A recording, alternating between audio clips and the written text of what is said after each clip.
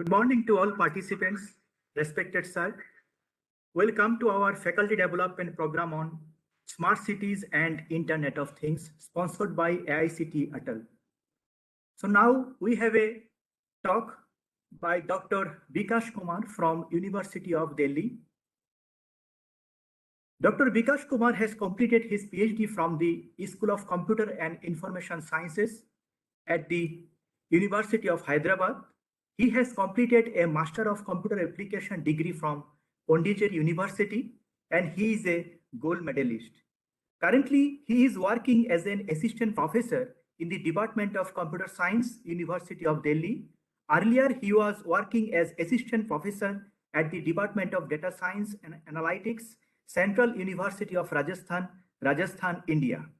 His primary research interests are in the area of data mining, machine learning, with a specific focus on metric factorization, developing different IoT applications using recommendation systems techniques for multi-level classification and collaborative filtering. His contribution in the area of recommendation systems and multi-level classification have been published in various prestigious journals and conferences such as Pattern Recognition, Expert System with Application, Applied Soft Computing, and AAMAS. So now I invite you, Dr. Bikash Kumar, to deliver a talk, sir. Sir, please come forward. Good afternoon, Jaya. Good afternoon, everyone. Hope I am audible. Yes, you are audible, sir. So let me share my screen first.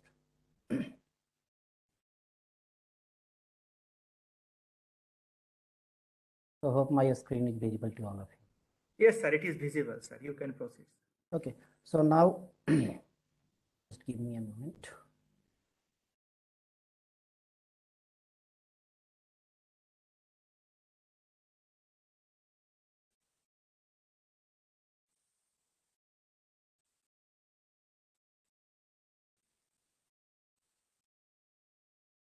Okay, so I'm going in slideshow mode. In case if you have any query, please interrupt me anytime and ask your query. Don't wait for the end. So please unmute yourself and you can ask your query. So welcome everyone. Welcome to this talk on multi-level classification for various application in various IoT applications.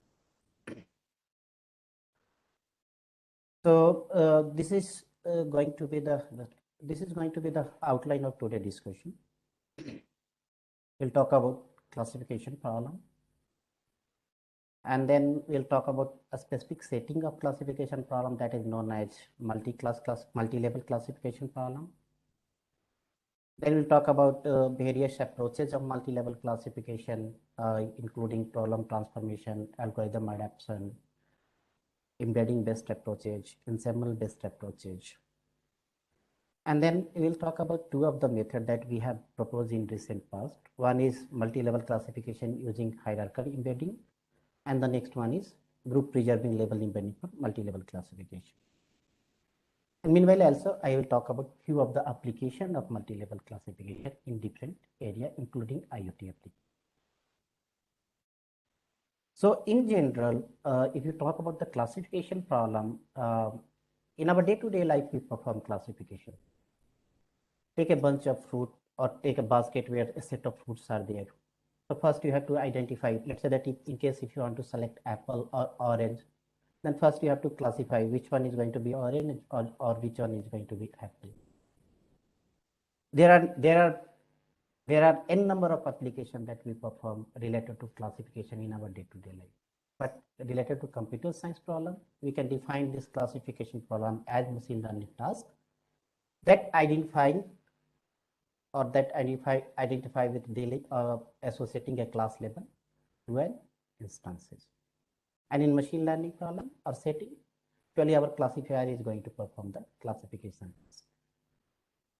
So this classifier, so far I'm not going to talk about how this classifier has been constructed, but for the time being you can assume that this classifier has been built, or this is one kind of magic box that is there with you. And the task of this classifier is to classify or associate class label to an instance.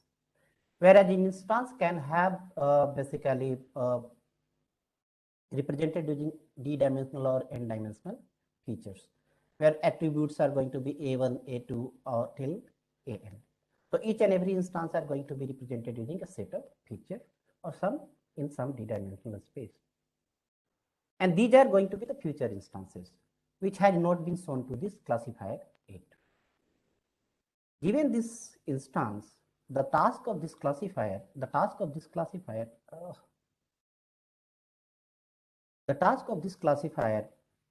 is to associate a class label to this instance, where the class label are going to be some discrete value. So in case of digit classification problem, the class level are going to be 0 to 9. In case of binary class classification problem, the class level are going to be +1 or -1. So given this instance, the classifier is going to associate one of the class label to this instance.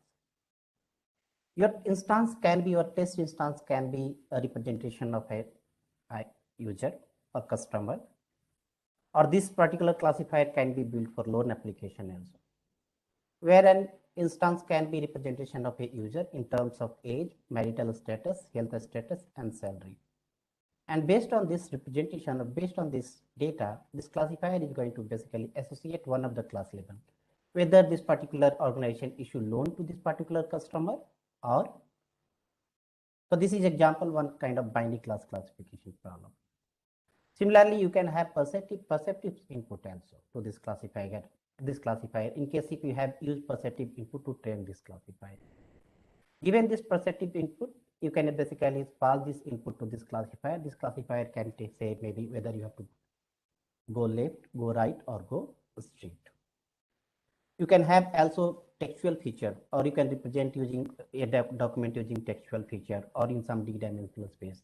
That document you can pass to this classifier in case if you have trained your classifier over a set of documents for this kind of task. Then this classifier is going to associate one of the class label, whether it is going to be politics, movies, or biology.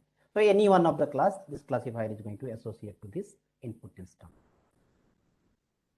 So now, if you think of your traditional classification setting, so in our traditional classification setting, our class labels are exclusive.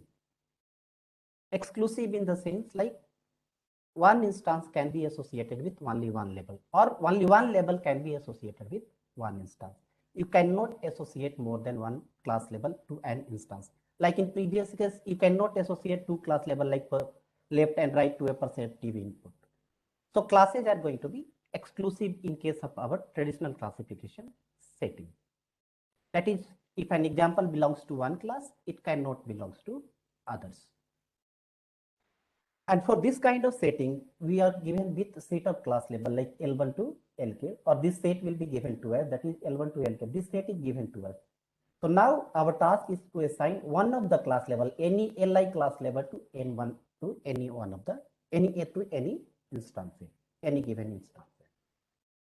So this is all about the traditional classification test setting. Now, based on this size of L, the total number of class label that is there in our data set, we can further subdivide this classification problem into either binary class classification problem or multi-class classification. So based in case if number of labels are 2, or you can think like we have to just say whether an email is a spam or not. So here we have to just say yes or no kind of thing, or number of classes are going to be 2. And from these two set of classes, we have to just assign only one, either yes or no. So that leads to the binary class classification problem setting. Like classification of email into a spam and non-spam is going to be example of this binary class classification. Further, so in case of binary class classification problem, so this is what I have said so far. You are going to have two sets or two classes only. One is like positive. You can have different representation here, but for the simplicity of explanation, I have just mentioned positive and negative. So you are going to have, or the size of L is going to be 2 only. One is, let's say that I have mentioned plus, and other one is minus. And now the next task that you are going to perform is assignment of class label to that any particular instance. So assume that X1 is one future instance. So this X1 can be either assigned to plus, or the plus can be associated with this X1, or minus can be associated with this X1, but both cannot be together associated with this X1. Similarly, to all other instances, you are going to associate one of the class level. But when the number of or the size of L is more than 2, then we are going we are going for multi-class classification setting, or we are saying that this is going to be kind of multi-class classification when number of class levels are more than 2. So like classification of email into one of the predefined classes such as primary, social, promotion, update, or any others basically. So given an email, you have to basically associate one of the class level from this set of predefined class labels, where the number of class labels are more than 2, like primary, social, promotion, update, forum, and all others. So same thing here also we are going to do, but unlike this binary class classification problem setting, here the number of classes are more than 2. So we are going to have L number of classes, and to any given instances x1, we are going to associate one of the class level from y1 to yn, or I can say only one class level is going to be associated with this. Similarly for x2, x3, and xn, only one class level can be associated. That is, classes are exclusive. But however, if you talk about many real world scenario, we have seen many real world scenario where a data instance can have more than one classes simultaneously, or I can say classes are not exclusive. Take example of web page. A web page can have more than one class at a time. It can belongs to drama, it can belongs to politics, all together or both at the same time. It can belongs to like physics as well as computer science. So a web page can be assigned or associated with more than one class label at a time. Similarly, if you think about an image can have more than one class label associated with it. It is not necessarily that only one class label is going to be associated with one particular image. Similarly, protein sequence, different example you can come across where the classes are not exclusive. That is, for one instance, you can have several or a set of associated class labels. Like for this image, given this image, if you're talking about simple traditional classification setting or binary class classification setting, then one can ask a query like, is this a picture of a tree? And then your classifier, binary classifier, is going to say whether yes or no. That is only one class level that you are going to associate in case of single level classification. Whereas in case of multi-level classification problem, you can see like now I am having a set of predefined class labels. I can have a predefined class label tree, lake, sea, boat, park, and winter. And given this predefined set of class level, I am going to ask a query, which labels are relevant to this picture?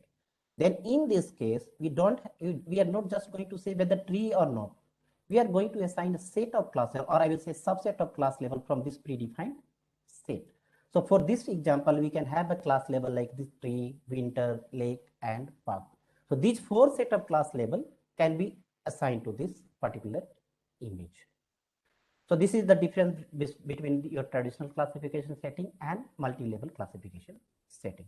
As I mentioned, there are n number of applications that you can come across. You can have application in protein function prediction, where you will have a protein sequence given to you and a set of predefined functions that a protein can perform.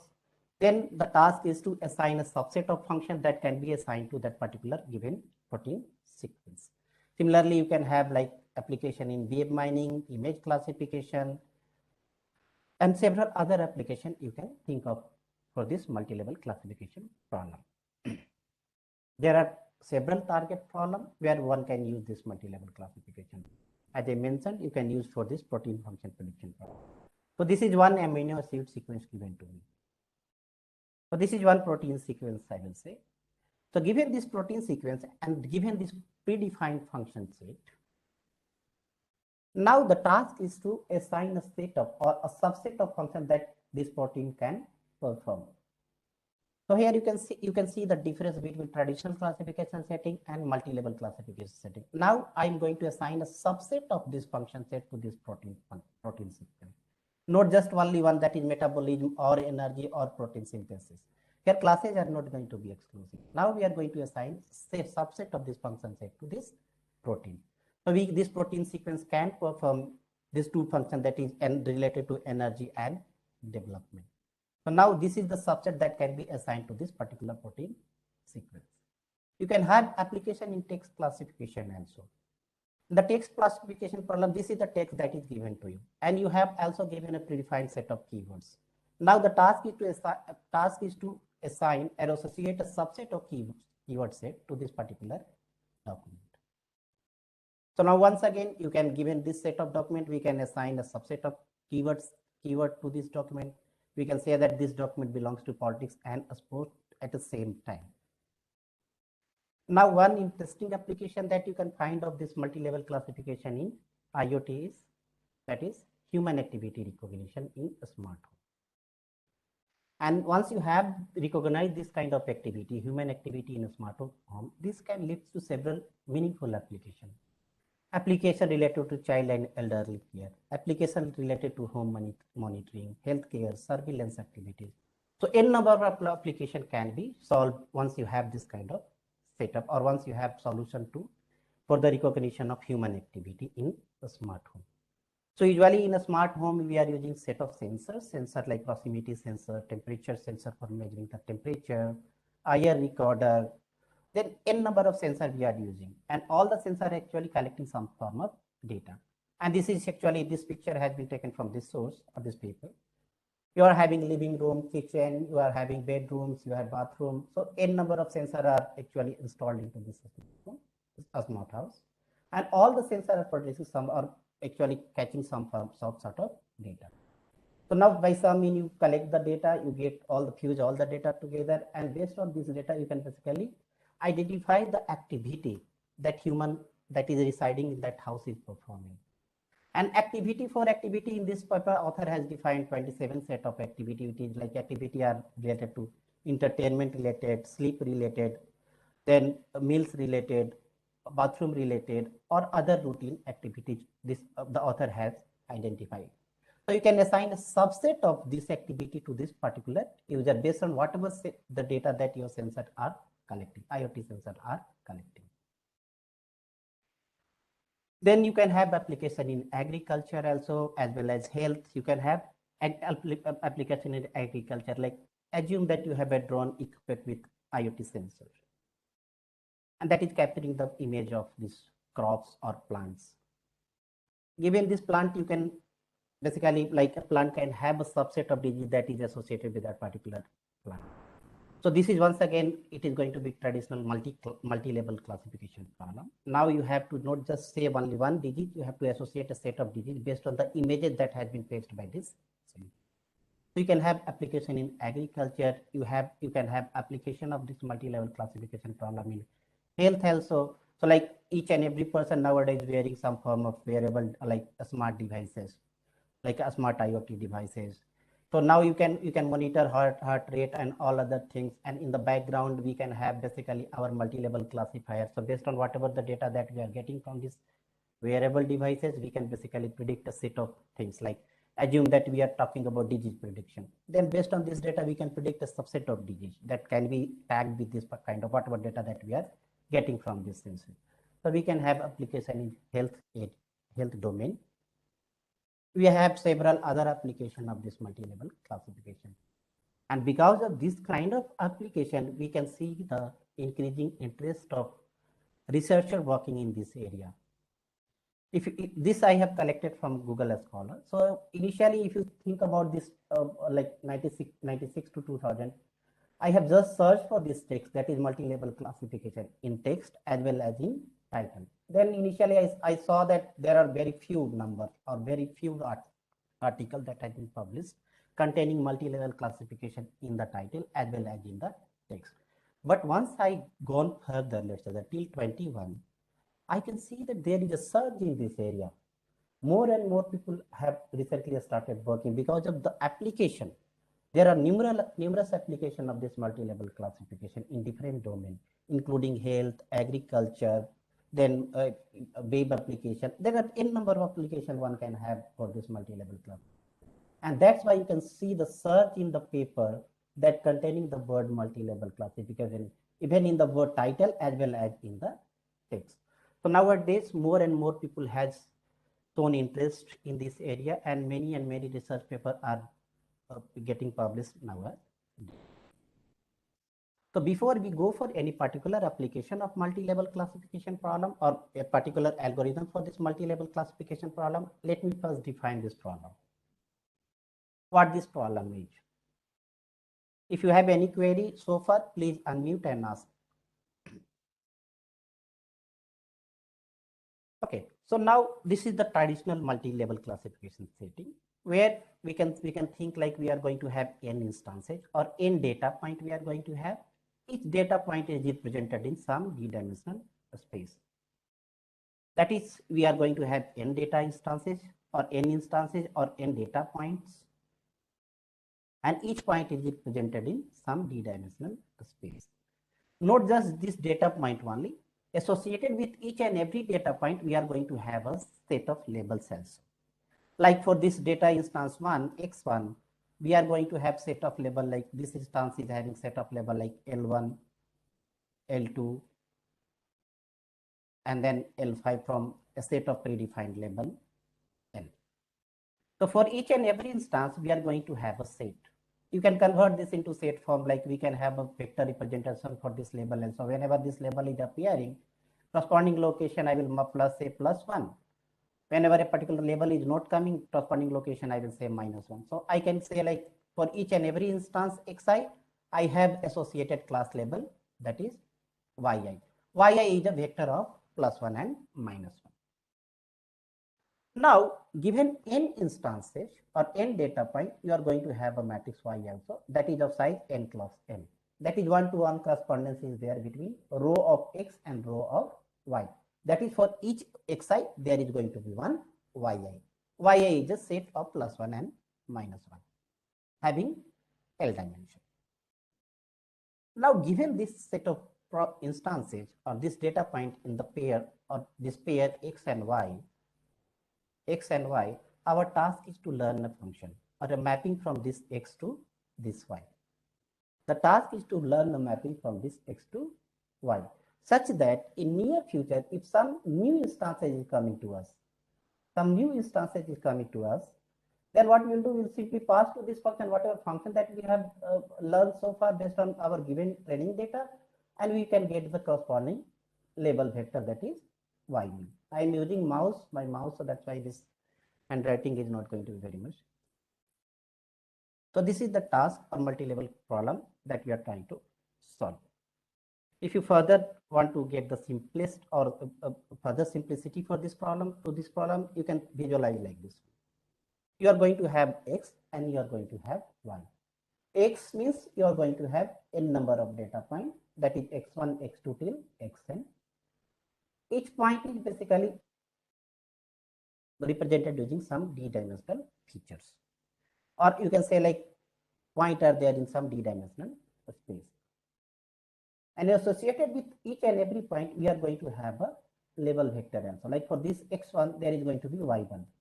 Y1 is, once again I said, it is going to be a set of +1 and -1. This 1 + 1 means this L1 is present in x1, or this L1 is associated with x1. -1 means this L2 is not associated with x1, or this label is not there in x1. Similarly, LL, this label is not there in x1. Similarly, for x2, you are going to have this vector. This says like this label L2 is associated with x2, label LL is associated with this x2, but L1 is not associated, or this particular label is not there in x2. Similarly, for x3, x4 till xn. So this data will be given to you, or this kind of data will be given to you. This we can say training data. So this data will be given to you, and based on this data set, you have to learn a function from this x to y. You have to learn a function from this x to y, or I will say mapping from this feature space to label space. So this mapping is required because in case if this is all I have seen, or this whatever given in x and y, these all are known to the model that we are training. Now the task is to perform or classify the future set of instances. So once we have this mapping from x to y, so in near future, if some new instances is coming in the form like x new in some d-dimensional space, then we can apply this function, or we can pass this data to this function, and this function is going to produce the corresponding class label in the form of +1 and -1. So this is the task that we are trying to solve. Now, if you think about approaches for this multi-level classification, there are several approaches, and all can broadly classified into these four categories. Either it is going to be problem transformation based approach, algorithm adaptation based approach, embedding based approach, or ensemble based approach. Problem transformation. So this is very much interesting one. So far we have talked about traditional classification problem, whether it is binary class classification problem or multi-class classification. Now the question comes, can we transform this multi-level classification problem into traditional classification problem, whether it is single class classification problem or multi-class classification? So all the approaches that talks about this kind of things are fall into this category, that is problem transformation based. The second approach is algorithm adaptation based approach. So in algorithm adaptation based approach, we try to adapt the existing algorithm, existing well-known algorithm that is there for single class classifier or multi-class classifier for this multi-level setting. We try to modify the existing algorithm that is there for single level classifier to solve the problem of multi-level classification. So all the algorithms that use this kind of technique that falls into this category. The more interesting one is embedding based approach. In embedding based approach, there are certain drawbacks that is there with problem transformation and algorithm adaptation based approach. We'll talk about these two things very soon. But in case of embedding based approach, most of the methods assume that this instance as well as this label can be represented in some low dimensional space. Initially, it will be in some high dimensional space, but most of the method will assume that this either instance or labels are going to be represented in some low dimensional space, or the relation between instances and label can be modeled in some low dimensional space.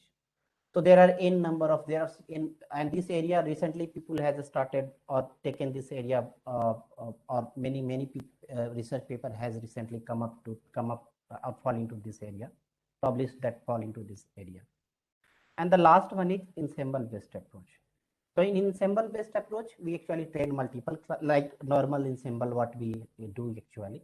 So we train multiple classifier and then combine their output to come up with the final. So we'll talk about one by one, like we'll initially talk about problem transformation based approach, algorithm adaptation based approach, and then we'll talk about embedding based approach. So this is what we have seen so far. So this is the data that is given to you. You can easily see that this is going to be X and this is going to be Y. And now we are talking about a specific method of transformation, or a specific method that fall into transformation based approach is copy transformation. Now here we have to basically convert this into single class classification. And to convert this into single class classification problem, as the name suggested, we are going to copy the data. This is all related to copy transformation. So we are going to copy this. So how we are going to copy? Now you can see that for this X1, the label associated is L3. So for this X1, I have just marked this label associated is L3.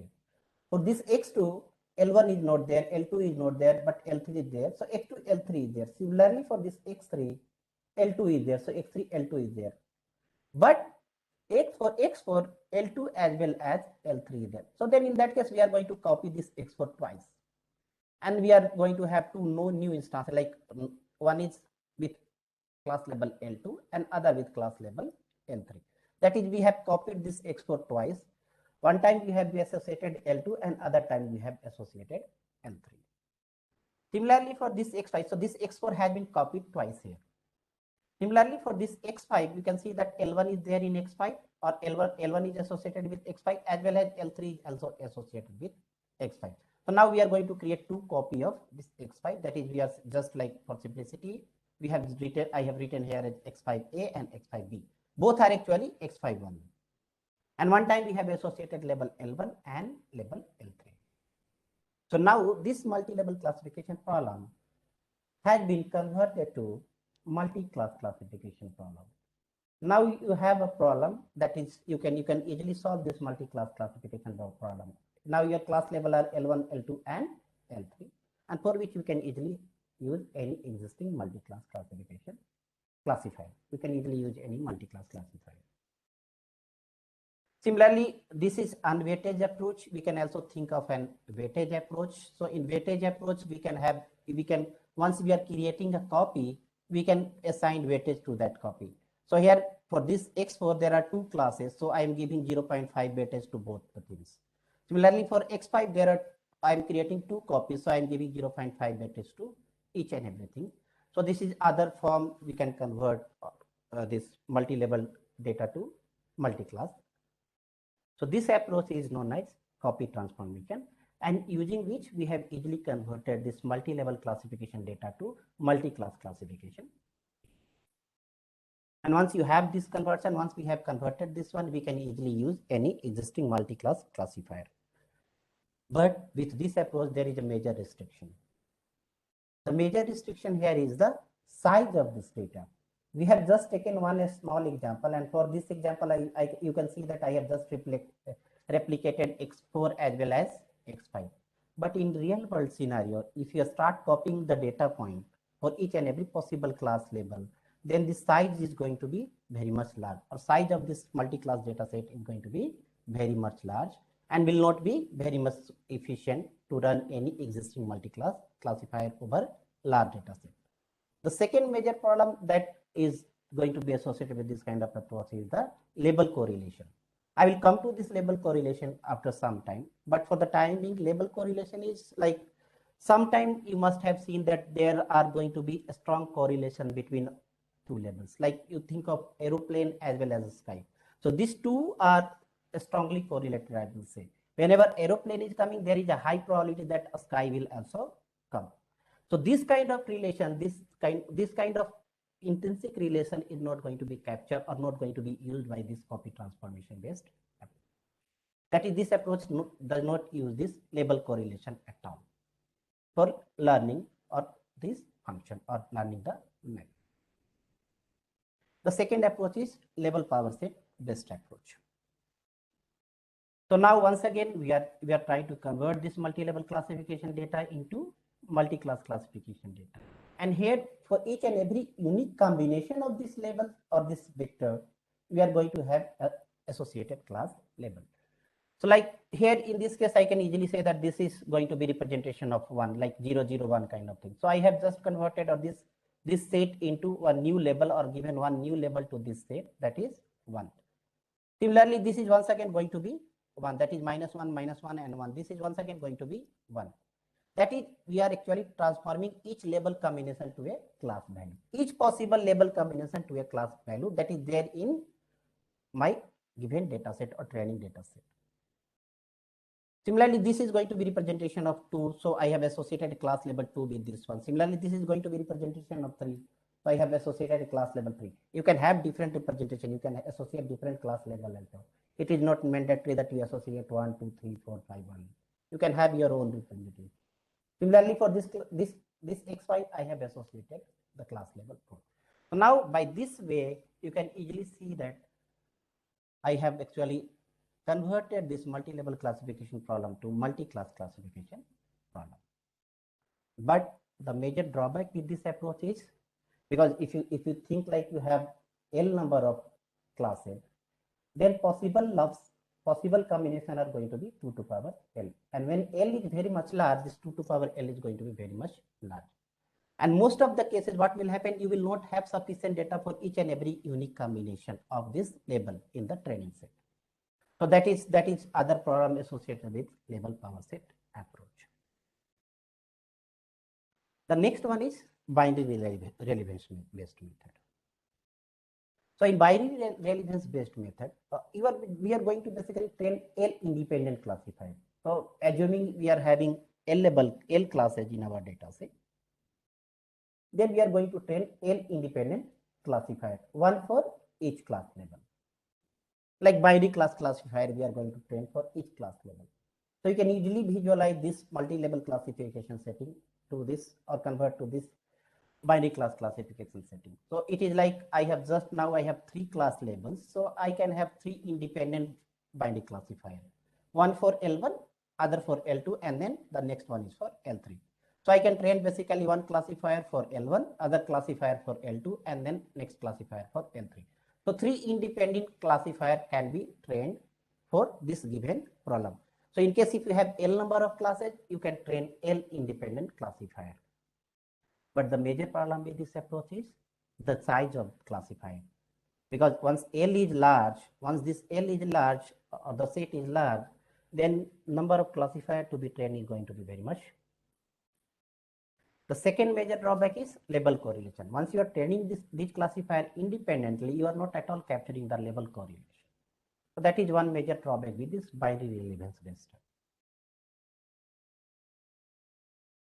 Then comes the classifier chain. It is almost similar to binary relevance based method, but in addition to this binary relevance based method, it also try to augment the feature set.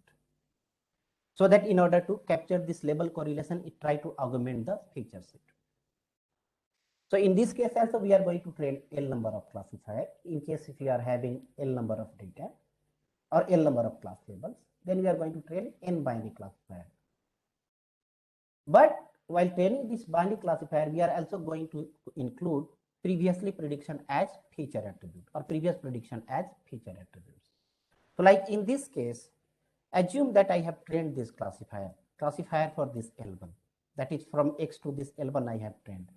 Now to train this classifier for X to L2, what I will do? I will augment this X. I will augment with this X with the prediction that has been made by the previous classifier. So that it means like to predict this L2, we are going to use L1. That is, there is some form of relation between L1 and L2. That is, to predict the L2, we are going to make use of L1, or there is a correlation between L1 and L2. Hence, we have trained L1 first, and then after that, we are going to use the prediction. Or using this prediction, we are going to augment the feature set, and then finally going to train for L2. So that's why this method try to capture this label correlation. So this is what actually this method do. So initially what this will do, this is the simple one, very much simple one, where we are not defining any order or going as per the order of L1, L2 and L3. So initially we are going to train a classifier from this given X to this L1. And this is going to be the prediction of that classifier. That is Y1, assume this Y1 bar is prediction for this L1. Now to train the classifier for this L2, what we are actually going to do, we are going to augment this X. We are going to augment this X with whatever prediction that we have got previously. So this X has now augmented with the prediction from previous classifier to train the classifier for L2. So once you augment this, now to train the classifier for L2, you have augmented this X using this prediction from the previous classifier, and then you have got this prediction, or you have learned a classifier that predicted Y2 bar. Now in order to train the classifier for L3, once again you are going to augment the X. Augment the X from this Y1 and from this Y2. And finally you are going to get the prediction as Y3. And at the end, you can return Y1, Y2, Y3 at your prediction.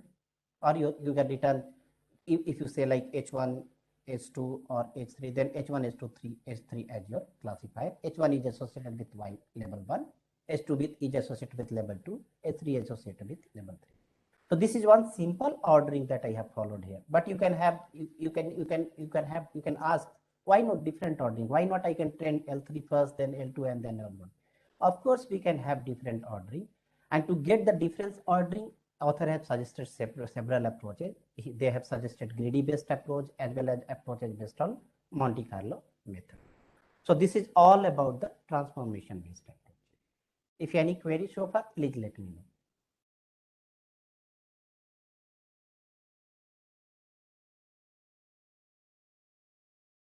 Okay, so I am assuming there is no query. Then the second set of algorithm are based on algorithm adoption technique. So as I mentioned previously, in case of algorithm adaptation based technique, we are going to adapt the existing single class classifier or multi-class classifier for our multi-level setting. Adapting means we are going to tinker that one, or going to modify the loss function or some form of in the formulation, we are going to modify something so that it can suit to multi-level classification setting. One of the well-known approach that is there fall into this algorithm adaptation category is MLKNN. So I hope all of you know KNN based classifier, that is K nearest neighbor based classifier. So in K nearest neighbor based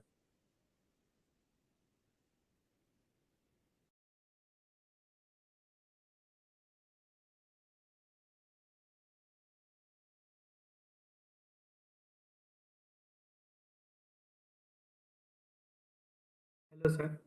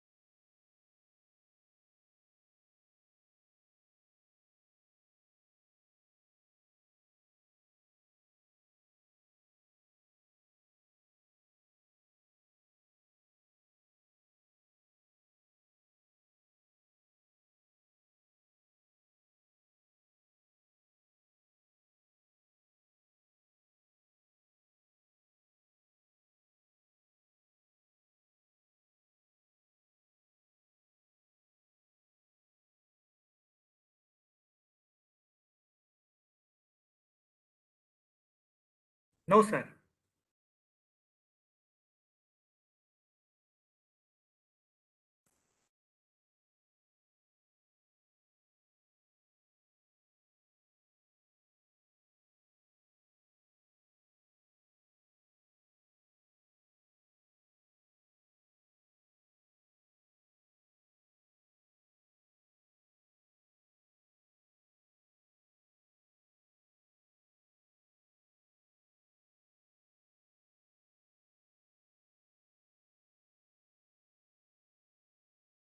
No, sir.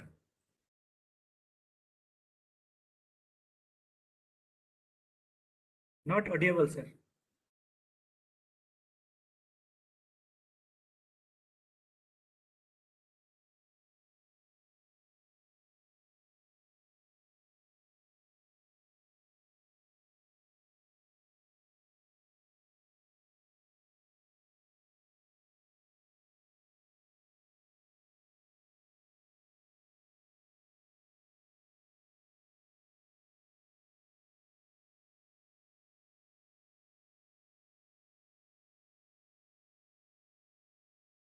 Am I audible now? Yes, sir. You are audible, sir. Thank you, sir. Some problem came in between. I have no idea why this has happened, but No, anyway, no issue, sir. You can proceed. I hope I have not missed so many things. I have not passed so many things. No, sir. Just last slides only, sir. This one or this one? No, I think next one, sir. This one. Okay. Yes, yes, yes, yes. Okay. So this ML-KNN, this is extension of KNN algorithm. This is extension of KNN algorithm for multi-level setting. So here also it is going to be lazy approach or memory-based approach only. It is going to retrieve the top k nearest neighbor for to each instances. And once it retrieves top k nearest neighbor like this, in this case black point, but in multi-level setting. So it will first retrieve the top k nearest neighbor to each instance. Then it will compute the frequency of occurrence of each and every label. And then based on the frequency, it is going to assign a probability to each and every label and select the label for the test instances or a set of label for that particular test instance. So this approach, ML-KNN approach, is well-known extension of KNN approach that is there for your traditional classification setting.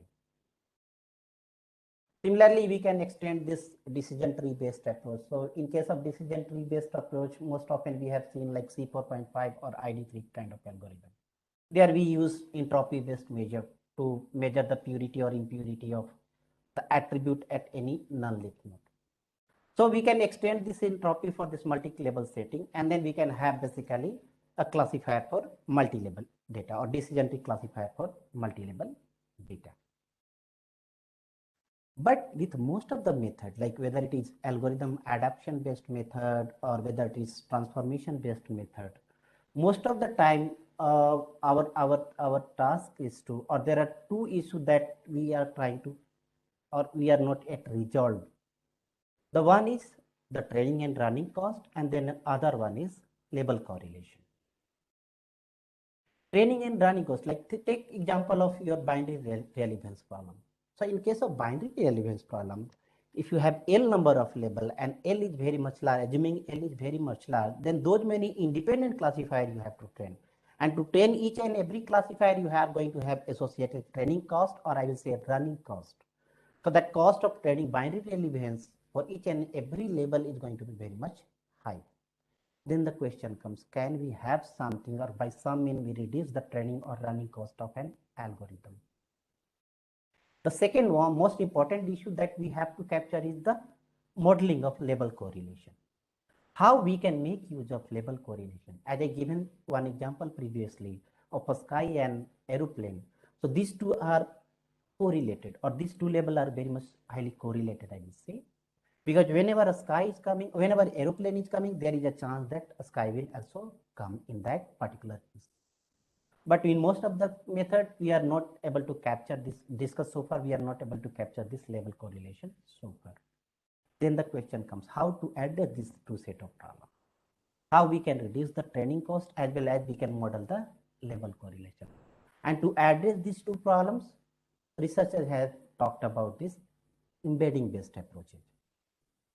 So in embedding based approaches, most often you will come across two things only. One is feature based embedding and label based embedding. Further, I have just categorized into three things, that is feature based embedding. Further, I have subdivided into direct, or and the other one is indirect. And then the next one is label space embedding. So in feature space embedding, what we are basically trying to do is, so this is the problem, or this is the data set that was given to us, that is X and Y. These are the two matrices that was given to us. X is containing the instances, or row of X is containing the instances, and row of Y is containing the corresponding class labels, or set of, or one set of plus 1 and minus 1. So given this X and Y, our task was to learn the function mapping from this X to Y. So in case of feature based embedding, or I will say a direct approach of feature based embedding, what we are basically do, we are going to learn a transformation matrix W. So this is going to be, W is going to be a transformation matrix of size D cross L. Why size D cross L? Because once given this, you know this X is going to have size N cross D. Size N cross D. So if you multiply N cross D matrix with D cross L matrix, you are going to, result is going to be of size N cross L. So now in case of this approach, or the method fall into this approach, they try to learn one transformation matrix W of size D cross L, such that once you multiply this W with this X, you get Y. But on the other side, the major problem here is, like, assume that this D and this DL is very much large. If D and L is very much large, then the number of parameter, or the size of matrix that you are going to learn is going to be very much large. Or I will say the number of parameter that you are going to learn is going to be very much large. But on the other side, you can also make use of label correlation. As I mentioned previously, there are going to be label correlation, or there is going to be affinity between labels. Similarly, there is going to be affinity between instances, affinity between attributes also. And if there is affinity between attribute and instances, you can inherently say that this W is going to be, or W supposed to be having low rank. Or you can say that to model this label correlation, or attribute correlation, or instance correlation, this W need to be going to be of low rank. So you can implicitly visualize like this W can be further factorized into two matrices, U and V. You can have size like capital D cross, let's say that I'm mentioning this as small d, and V can have size like a small d cross capital L. So if you multiply this one, you are going to get D cross L matrix, that is W. So inherently, to model the label correlation, we are imposing one constant over W, that is W need to be of low rank. Then only we can model the label correlation. And that leads to this second approach, that is feature space embedding, or I will say indirect way of feature space embedding, where we are not directly learning the W. We are actually learning this factorization of this W, or we are learning U and V. And once the goal of U is to send this X to some low dimensional space. So this is what actually we are trying to do. we are learning U and we are learning V. U can be interpreted as that U is transforming this instance that is there in some d-dimensional space to some small d-dimensional space, that is some lower dimension, so that attribute correlation or level correlation get captured in this low dimensional space. So this will transform this original data, that X to this Z. There is a correspondence between X and Z, that is for this ith row of this X, there is ith row in Z. So now this original data that was there in some large dimensional space, that is D, has now been transferred to some small dimensional space.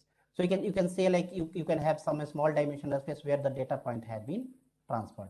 And in this small dimensional space, you can also say that you are going to learn this representation of each and every label, that you are now going to learn a matrix V.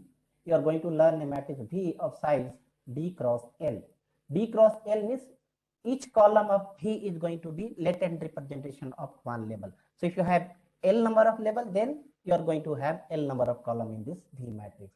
Each column is going to be a latent representation or a representation of a label. That is ith column of this V is going to be the representation of ith label in some d-dimensional, small d-dimensional space. You can further interpret like this one. This column of V is defining some hyperplane in this space.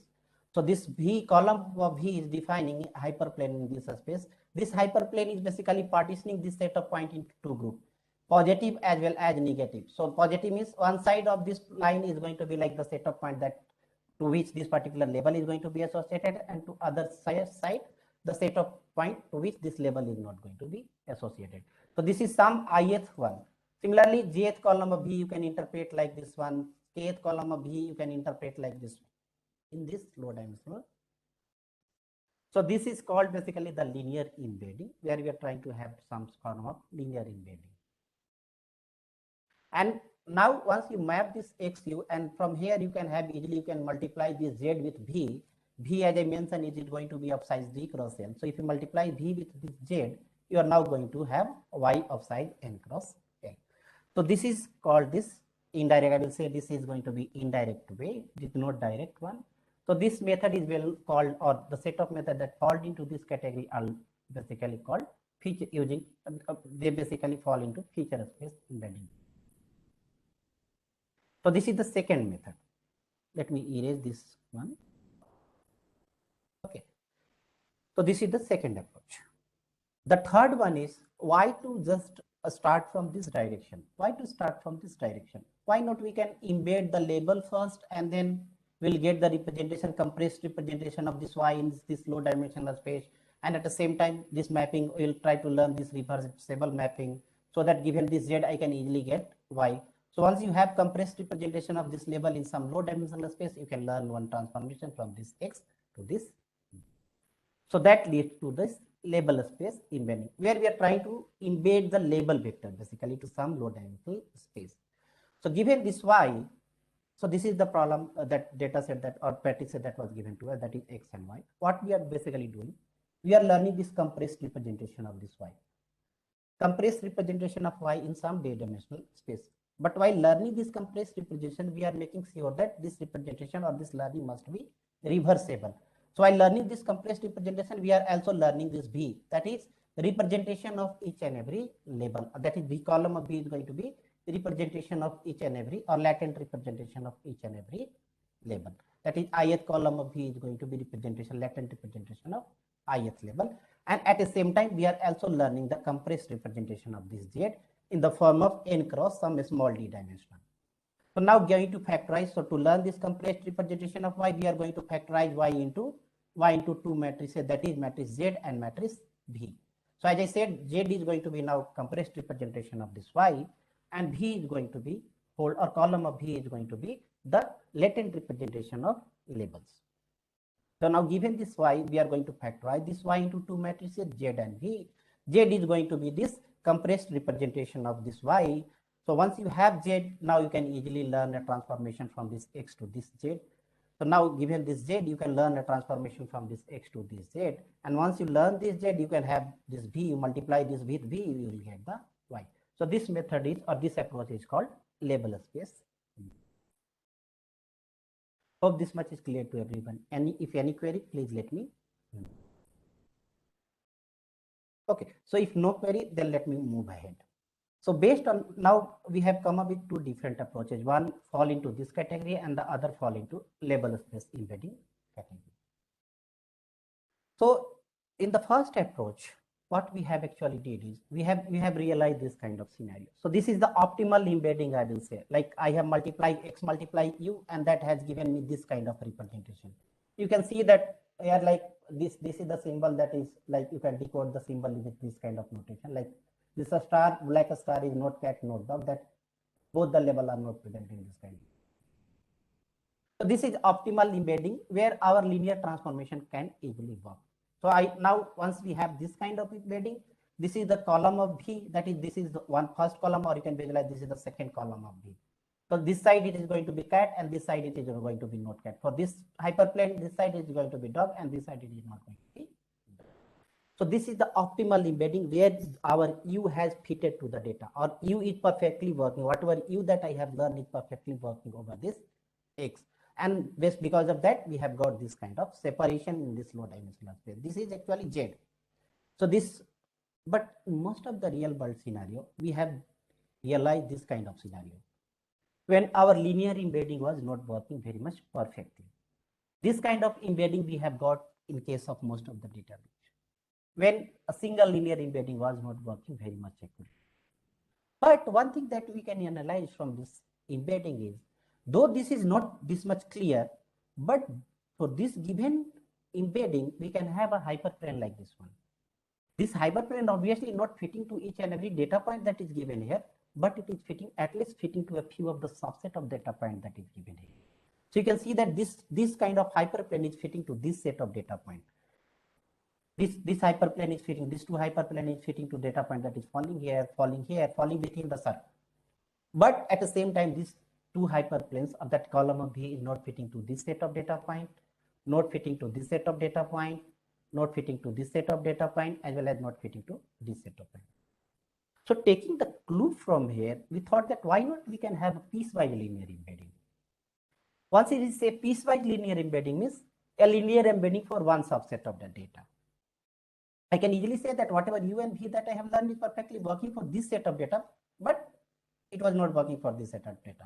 So why not fix that whatever U and V that we have learned for this set of data, and from remaining set of data point, once again we will try to learn a different set of embedding. So based on this idea, what we have did, we have gone for hierarchical kind of embedding or piecewise linear embedding. So in the next, what we have did, we have whatever the transformation of U and V that we have got perfect, that is working perfectly for this kind of data, we have fixed that U and V for this kind of data. And for the remaining, once again, we have learned this linear embedding. So we have fixed this hyperplane for this data point, and for the remaining data point, once again, we have learned this kind of embedding. So once again, we can see that this embedding is working perfectly fine for this set of data point, for not for this one. So once again, in the third go, we will learn for this one. And this process will continue up until a fixed depth of the tree. If you visualize this as a tree hierarchy. So this method is known as multi-level. This method is basically published in Expert System with Application with the title Multi-Level Classification Using Hierarchical Embedding. So this is what actually we have did so far. So given this X and Y, we have assumed that this whatever the linear transformation that we learn for this X and Y will not work for each and every, because there are going to be very much complex data point also. So whatever U and V that we learn will not work for each and every X and Y, but it will work for a subset of X and Y. So to taking the clue from there, we have just applied K-means clustering over this X. Once we apply K-means clustering over this X, we have got two subset of this data, that is X1 and then their corresponding Y1, X2 and their corresponding Y2. So we have basically got simple problem now, or simple or less complex data. Once we have this less complex data, we have come up with one Higgs based formulation, that is maximum margin based formulation. So this is the formulation. I will not go into detail of this formulation. If someone find this interesting, can refer to the paper also, and can later mail me also in case if there is any difference. But this actually says that for each and every group, that is I belongs to S, where S is one group, that is X1 or Y1 or X2 or Y2, we are basically learning U and then corresponding, like for each and every level, in assuming we are having level from 1 to L. So for each and every level, we are learning corresponding latent representative column of matrix V. And at the same time, we are also applying this regularization, that is Frobenius norm regularization over U and V to avoid the overfit.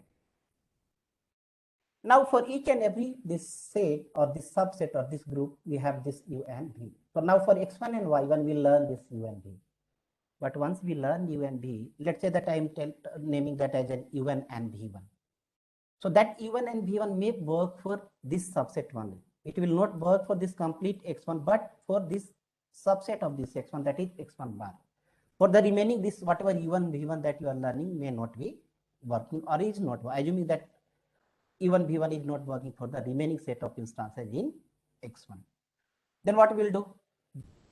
We have got this correctly classified instance, that is X1 bar, and then for this X1 bar, we will maintain this triplet, that is X1, U1, Y1, we will maintain this triplet for this X1 bar. Okay, and then for the remaining one, these remaining means X1, this is set subtraction of X1 bar, whatever correctly we have classified. These are the complex one for which we have not got the linear classifier. So these are these set of instances are correct one, complex one for which you will not have a linear classifier. Then what we have did, once again we have further subdivided this remaining set of points into two groups. Once again we have applied K-means clustering over this set of data point and got this one, that is X11 and Y corresponding Y11, X12 and corresponding Y12. So you can see that for the set of instances that has been correctly classified here, we are maintaining this triplet, that is X1 bar, U1 and V. And for the remaining which has not been correctly classified, we have applied K-means clustering, and then once again we will apply this formulation here and learn this U11, V11 for this set of instances. Once again, we will see that for few set of instances here, this whatever U11, V11 you are learning is working perfectly. For the remaining, it is not working. So once again, we will further go down to the hierarchy, down in the hierarchy, and will continue until a fixed depth of this hierarchy. For our experiment, we have set depth to be 5. The depth 5 is was working for most of the data set. Now at the end, what we will have? At the end of this training process or learning process, we will basically have this, at each null leaf node of this hierarchy is going to contain this triplet, that is X1 bar, U1, V1. So this kind of triplet, this null leaf node is going to contain. That is set of correctly classified instances, and then corresponding transformation, that is U and V. That each leaf node is going to have contain this kind of triplet. Now, at the end, to get the label vector associated with one new instances, that is X new, assume this X new is new instances. And now for this X new, I have to predict this Y new. So to predict this Y new corresponding to this X new, what we have did, we have found this apply, we have tried to get the K nearest neighbor for this X1. The K nearest neighbor we have selected from the data point that is lying on the null leaf node, that is correctly classified data point. And once we have this K nearest neighbor corresponding to this X new, what we'll do, we'll use the corresponding this transformation, that is U and V, and to predict the label vector for this X new. So assume that for this X new, we have seen that this U1 and U2 is basically, or this X1, some instance in X1 is there or nearest, then I will get corresponding U1 and V1. Similarly, for this X new, we will also see that some instances somewhere here is finding near it or coming near. Then we will also get this U2 and then V2. So once again, I will multiply X new, U1, V1, I will get one label vector in this form. I will multiply the X new, U1, V1, I will get a label vector. Similarly, I will multiply X new, U2, V2, once again, I will get a label vector. So now, if I have restricted myself to K nearest neighbor, then I will get K label vector in this form. I will get K label vector in this form. Once I have this K label vector for this X new, then what I will do, I will apply majority voting for this one, majority voting over this one, majority voting over this one. That is, I will see the frequency of +1 here or -1 here, and based on the frequency, I will finally come up with one final label vector. That is you are going to associate with this X new. So this is how the classification or label is going to be assigned to this future instance. So this method is called this multi-level classification using hierarchical. The second method, so for this method we have performed experiment over I think 12 real world or 11 real world data set, and we have shown the advantage of this method over well-known existing or traditional multi-level classifiers. So these all experiment have been reported in the paper. In case if you are finding interesting, you can refer to that. Now moving ahead, now we are going to talk about one more method, that is basically group preserving label embedding for multi-level classification. This falls into label embedding approach. So hope you all remember label embedding approach. So in label embedding approach, we are given this label matrix Y. We are factorizing this Y into two components, that is Z and V. Z is basically going to be compressed representation of this Y, and V is going to be the or column of V is, or ith column of V is going to contain the latent representation of ith label. Now once you have this Z and V, now from this X, what we are doing, we are trying to learn one mapping to this Z. We are trying to learn a mapping U or transformation U from this X to this Z. And once you have this transformation, once we learn this transformation, simply we have to multiply with this view to get this corresponding label vector. So this is what we are doing in label space embedding vector. But one of the observations that we have made in case of label based embedding is the representation of this label or representation of this latent representation of the labels. We have found that there are going to be inherent grouping of labels into this matrix Y. If you see talked about, if you take any real world data set, there is going to be inherent grouping of labels based on the label correlation or whatever. That is label, the set of label highly correlated will fall into one group compared to other labels. So there is going to be grouping within these labels. So we have explored that. We have tried to use this grouping and try to learn the representation based on this grouping. So this is what actually we have found. We have seen that there is going to be inherent grouping. So given this is just one representation data. So you can see that you can have a label like cat, boy, dog, and girl. You can have a label like cat, boy, dog, and girl. So you can see that there is going to be group. Cat and dog are going to be part of one group, or these two labels are going to be part of one group, and boy and girl are going to be part of one group. So there is going to be some form of grouping here. And if there is a group, then why not we can learn the latent representation based on this group structure. Can we exploit this grouping concept? Can we use this grouping to learn this latent representation, that is matrix E? So given this Y, we have divided this Y into two groups, that is Y1 and Y2.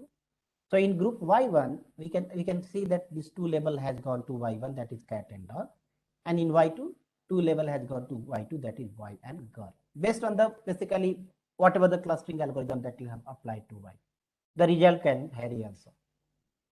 We have used a spectral clustering over this column of Y to get this kind of grouping of label within this. Now the next task in label based embedding is to learn the compressed representation of this Y. That is, compressed representation of this Y was Z. So somehow earlier we have seen that we are trying to factorize this Y into two matrices, that is matrix Z and matrix V. So this matrix V, we have not applied any condition or set any restriction over this matrix. Earlier we have not set any restriction over this matrix. But once we have this kind of grouping, then for this group I can learn V1. I can learn label matrix V1 or label representation V1, and for this I can learn the matrix V2. That is, for each and every group I can have different VI. That is, for ith group of label matrix I can have VI. For jth I can learn Vj. For kth I can learn Vk. So given, but at the same time I have to also learn the compressed representation of this Z, that is Y2 Z. So while learning this compressed representation of this Z, we are also basically learning different representation or different matrix for different group, like one matrix for Y1, other matrix for Y2. So this we have tried to learn for this Y1. So like Z multiplied by V1 we will get Y1. Z multiplied by V2 will get Y2. But you can see that there is something we have added here. That is, we have added group sparsity constant. Why group sparsity constant? Take example of this P group. Here cat and dog are there.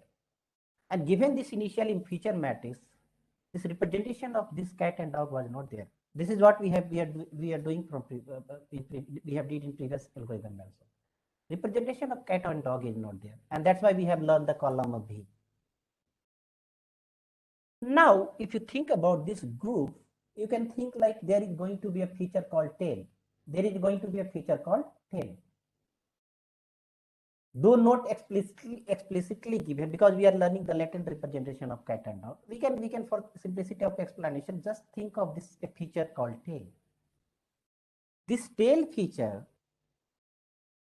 is going to be present to each and every instances or each and every label that is fall into this Y. Whereas this tail feature will not be part of this group. That is because Y and girl, for human there is no tail.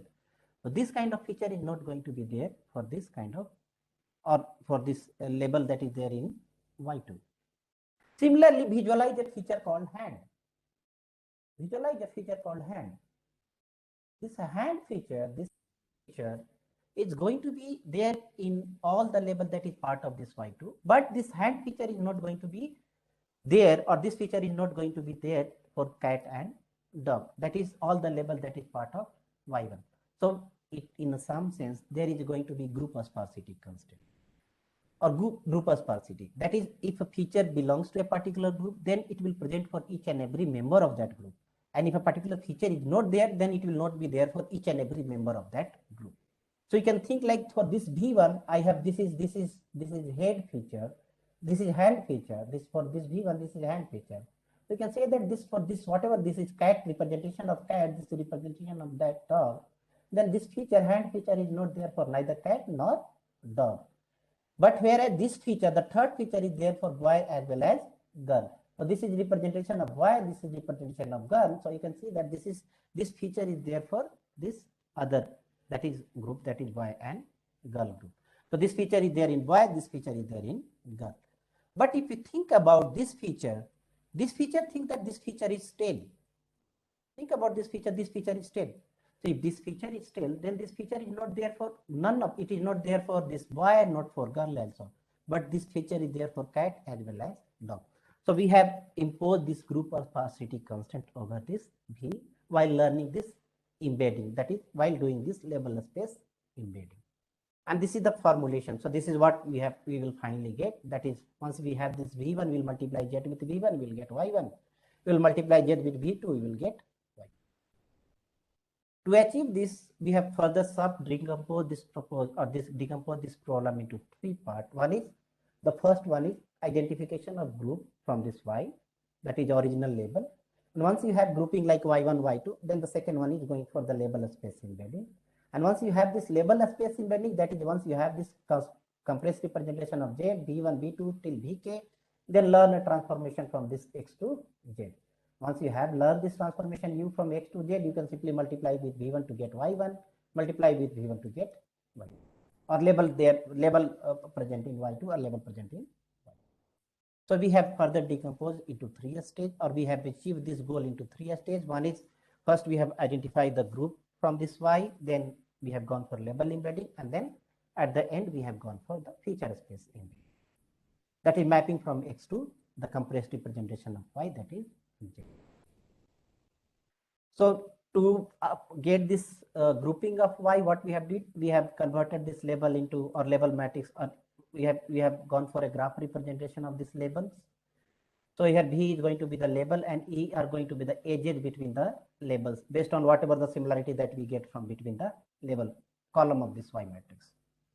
And once we have this one, we have gone for this spectral clustering to get the grouping of Y, that is in terms of Y1, Y2 and Y2. So we have applied basically a spectral clustering over this Y to get the grouping of labels. Once we have this grouping of labels, I will not discuss this, though I will not discuss this formulation in very much detail. But once we have this grouping of label, that is once we have grouped this Y, a column Y into Y1, Y2, till, let's say that yk. So each y1 is containing a set of label, y2 is also containing a set of label. Similarly, yk is also containing a set of label. Then our task is to learn this z and corresponding for each and every group corresponding vk, that is latent representation, preserving the group sparsity. And the group sparsity we have preserved by imposing 2-1 norm over this vk. And at the same time, we have imposed this Frobenius norm over or L2 norm over this z. You can see that now for each and every group, that is k equal to 1 to k, what we have did, corresponding yk we have taken, and then this z we have taken, and then corresponding vk. So this vk is changing for each and every group, but this z is common among all the groups. So by this way, this is one kind of minimization problem that we have come up with. And then this, after once we have got the minimum of this one, we will come up with this argument or this kind of, let's say that matrices, that is z v1 till v. So this is the optimization problem that we have come up with. This is the formulation that we have come up with. And this is one kind of minimization problem. But if you see this minimization problem, this contains two things, a smooth as well as non-smooth part. So this part is a smooth and this part is non-smooth. So if this solving this problem is going to be very much difficult. Then we have come up with alternative minimization technique. So in one go, what we are doing, we are alternating over v and z. Initially, we are assuming this v is fixed.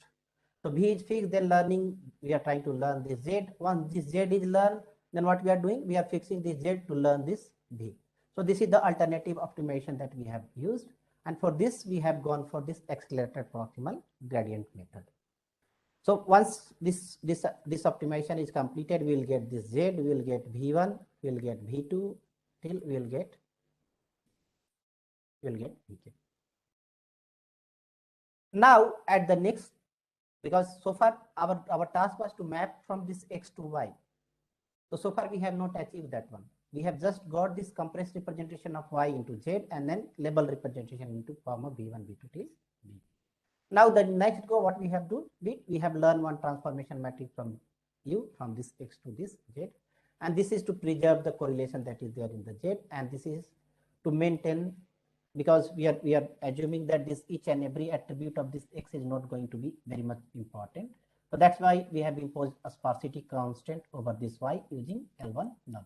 So this is well-known approach, that is label specific feature transformation. Label specific, I think, multi-label learning, LLSF. So we have used this approach to learn this transformation u from this x to this z. Further, we have reported or we have experimented over several well-known data set. Here in this case, you can see that we have taken large data also, a data set with large number of label. So we have gone with this delicious kind of data set also, where the number of label is 983. We have also run over experiment of media meal or bookmarks kind of data set, where number of instances are 90,000, approximately 90,000. So we have done our experiment over very large data set and over variety of data set. And at the end, this is one observation that is going to be very much important. This I think I have reported for GenBase data set. So for GenBase data set, we have grouped the label. Initially, we have divided this label into a set of group, and I think we have restricted ourselves to 5 groups. You can see the difference in representation of each and every group. Here it is like we have just plotted this matrix V. It is like column of VV, like V1 is containing a set, or in V1 there are going to be a set of column. V2 also set of column, V3 also set of column, or set of label is going to be there in V3.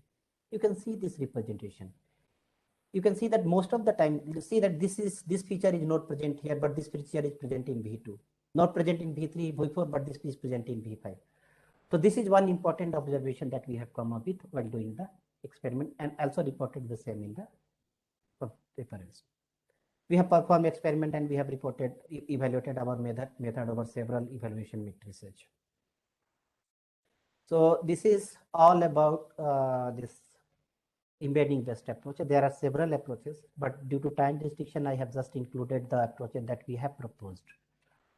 But in addition to this, I think one important thing that I would like to discuss at the end is, let me just change this.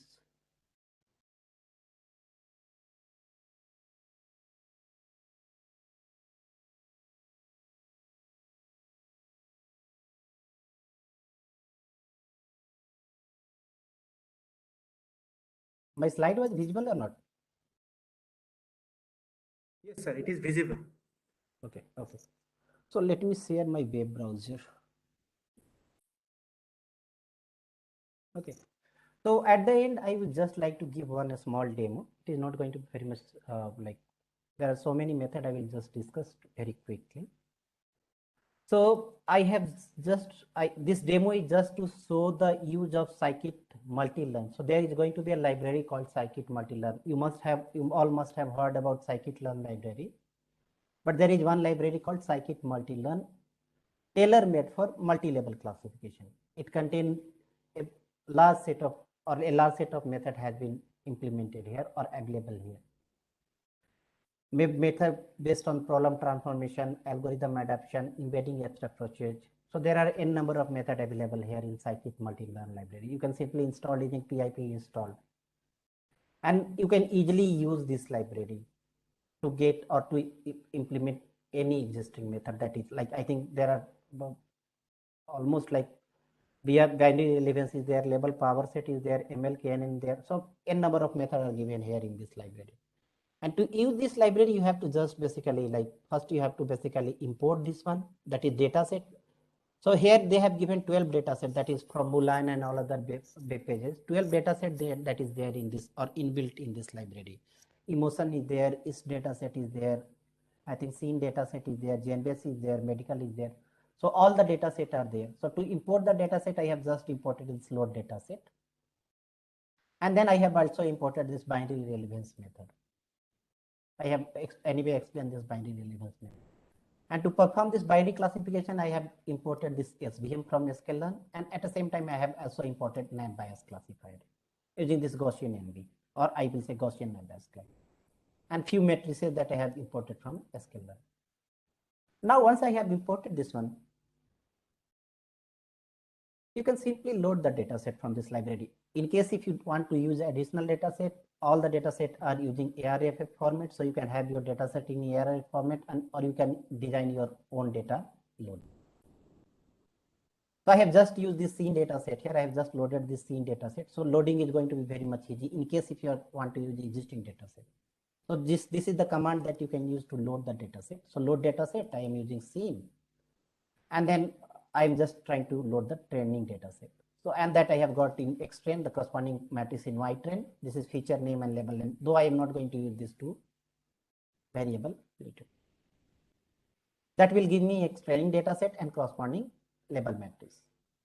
Similarly, I have loaded this test dataset also, that is there in that I can just easily load using load dataset and this dataset name.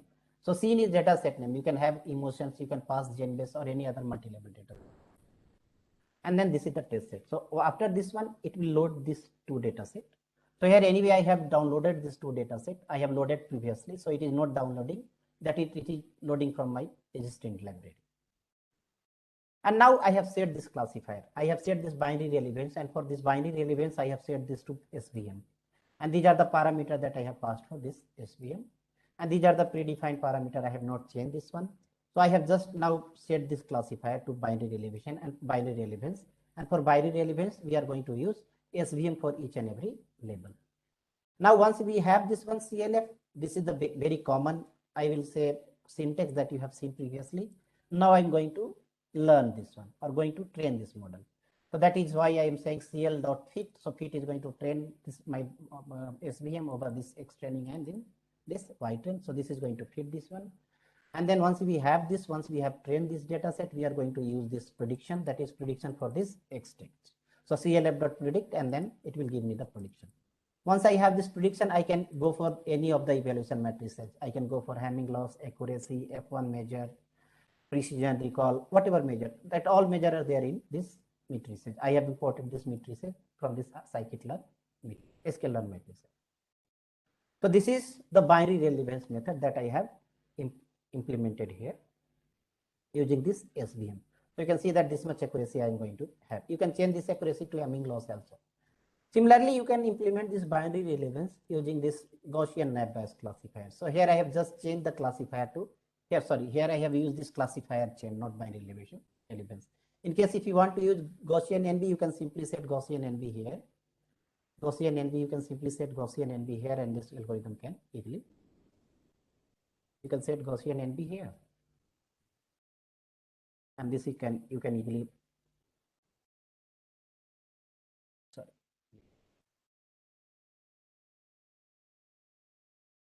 you can set this Gaussian net bias for this, for the training of independent binding classifier for each and every. Similarly, I have trained this net bias classifier here. I have trained this classifier chain, and for this classifier chain, we have used this net bias classifier or binding classifier here. So similarly, this method is going to be very much, this library is going to very easy to use library. You can easily use and implement the well-known existing method. The next one is label power set approach that I have anyway discussed with you. That is where we are converting each and every unique combination of label to a number, or assigning class to each and every unique combination of label. And once again, for this label power set, we have used this Gaussian NB for multi-class classification as a multi-class classifier. Once again, CLF, once we have set this classifier, we are going to train here now. And once we train, we can go for the prediction. And once we predicted this one, we can calculate this accuracy score here. The next one is, so these all method, whatever the method that we have discussed so far, all was problem transformation based approach.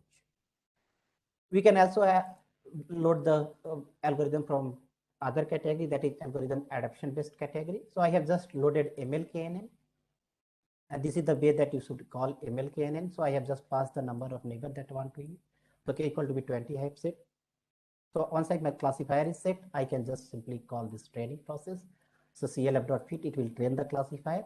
And once this classifier is trained, I can simply predict this class level associated with this text. And once I got the prediction, I can easily calculate this accuracy score. So this is all about this MLKNN. So this MLKNN is basically determining this much accuracy in data set. So this is all about, I will say, my today's discussion. In case if you have any further query, I have not included any method related to embedding based approach in the demos part. But in case if you have any query related to today's discussion, you can write mail to me. I have provided my mail ID at the initial slide, so you can easily write mail to me. So with this, I will conclude my discussion, and I will wait for your question. In case if you have question, please let me know. Thank you so much, sir. So dear participants, is there any question?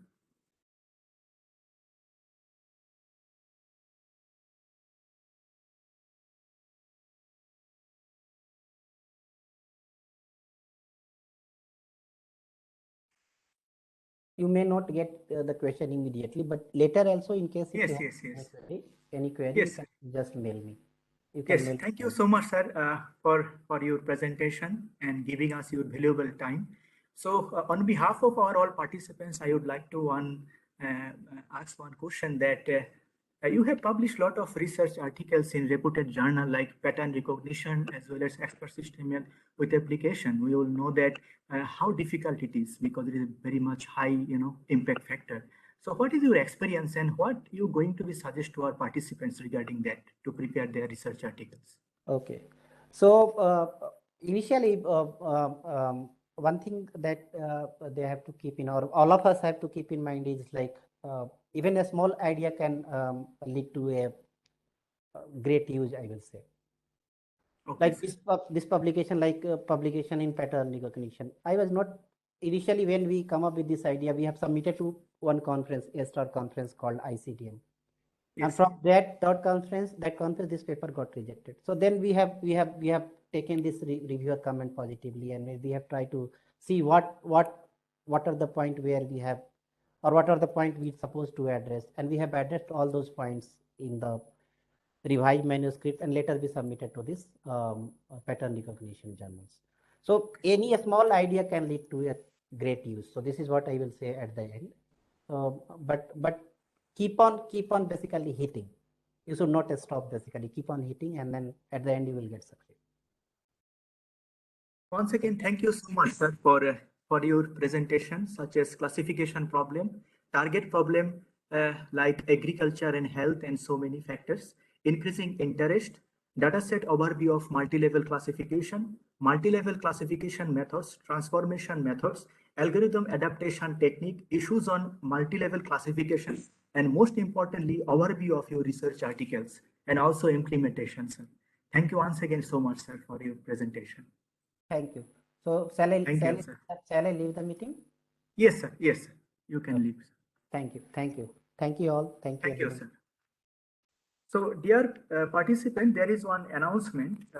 This is the end of our today's session. Tomorrow there is a presentation from 10:30 a.m. and there is a changes of our presentation schedule. Dr. Venkateswar Rao Kejita will present his lecture from 10:30 a.m. and Dr. Professor Subhash Chandra Mishra will lecture his presentation from 2:30 p.m. So hope you can plan accordingly and you will be joining the meeting at the same link. Okay. So thank you so much to all participants and kindly fill up your feedback form. And I have noted that some of the participants, they are not joined in the meeting properly, but they have filled up the feedback form. That does not mean that your attendance will be treated, that will be treated as an attendance. Sometimes we will check, our system will check your attendance also. So we can group between your attendance as well as your feedback form. So please kindly attend this very carefully. And this is my suggestion. Thank you so much to all.